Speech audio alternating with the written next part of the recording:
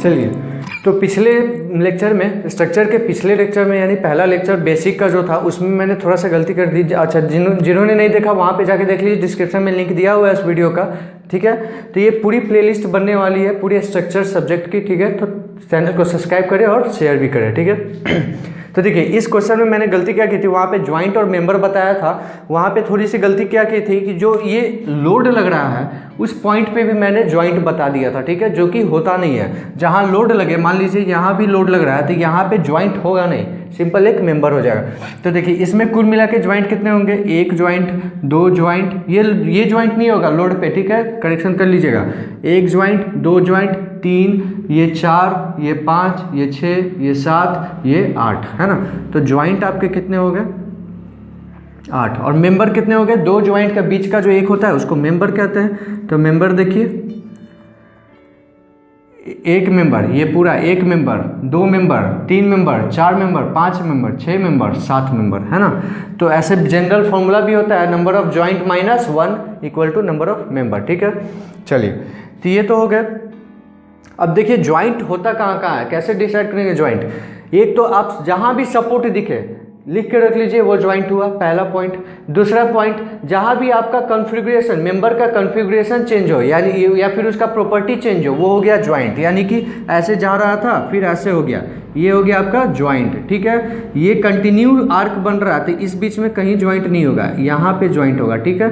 फिर उसके बाद देख लीजिए, मान लीजिए सीधा गया, अभी डायरेक्शन चेंज नहीं हुआ, लेकिन क्या हो गया, थिकनेस बदल गया इसका, ठीक है, थिकनेस बदल गया, ठीक है। तो ये पतला है, ये मोटा है, तो यहाँ पे भी आपका क्या हो जाएगा, ज्वाइंट हो जाएगा, ठीक है। मान लीजिए एक और देख लेते हैं।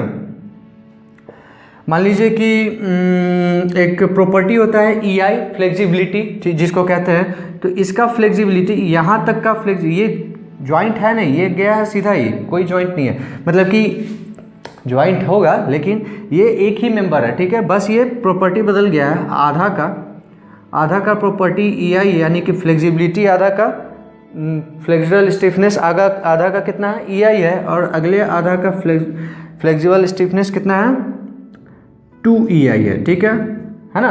तो यहाँ देखिए, तो प्रॉपर्टी चेंज हो गया, भले ही मटेरियल सेम है, भले ही मटेरियल का थिकनेस सेम हो, लेकिन उसका प्रॉपर्टी चेंज हो गया, तो क्या हो गया, ये ज्वाइंट हो गया, ठीक है। जहाँ पे प्रॉपर्टी चेंज हो, कॉन्फ़िगरेशन चेंज हो, डायरेक्शन चेंज हो, वहाँ आपका ज्वाइंट हो जाएगा। और मेंबर कैसे होगा, दो ज्वाइंट के बीच का जो है उसको मेंबर कहते हैं, ठीक है। तो number of joint minus 1, generally ये फॉर्मूला होता है, ठीक है। तो ये हो गया आपके ज्वाइंट के बाद जो वहाँ बताया था वो करेक्शन कर लीजिएगा। एक और देख लेते हैं, इसके साथ दो बेसिक और देख लेते हैं जो वहाँ पे मैंने छोड़ दिया था। एक है क्या, फ्लेक्सुरल हिंज, तो आपने पढ़ा ही होगा उस लेक्चर से, फ्लेक्सुरल हिंज किसको कहते हैं। तो अगर क्वेश्चन में कह दे flexural hinge carried by vertical member, ठीक है।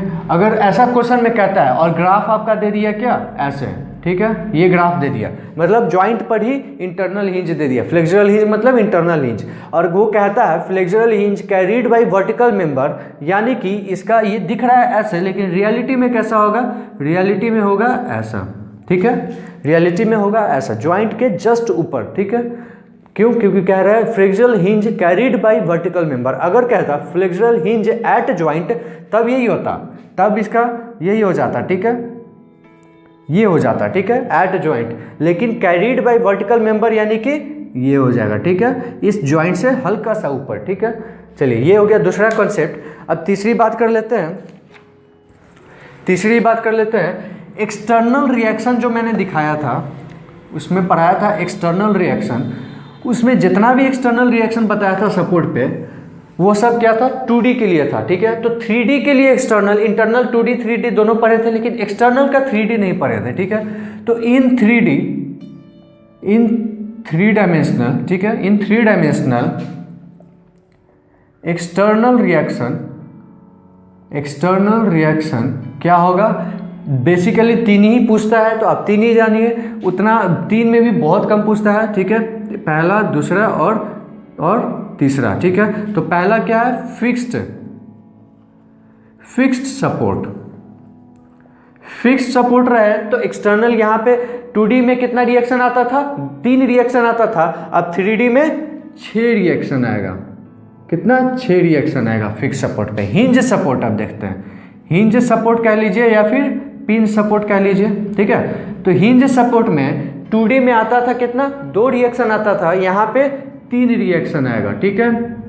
चलिए अब क्या, रोलर सपोर्ट देख लीजिए, रोलर सपोर्ट, ठीक है। रोलर सपोर्ट में 2D में आपका 1 रिएक्शन आता था, 3D में भी 1 रिएक्शन आएगा, इसमें भी 1 रिएक्शन आएगा, ठीक है। चलिए तो ये हो गया 3D के। DSI में थोड़ा काम आएगा, इसलिए ये सब मैंने लिखवा दिया अगले वीडियो में, ठीक है। चलिए वीडियो शॉर्ट है, ज़रूर देखिए और शेयर करिए, ठीक है। चलिए।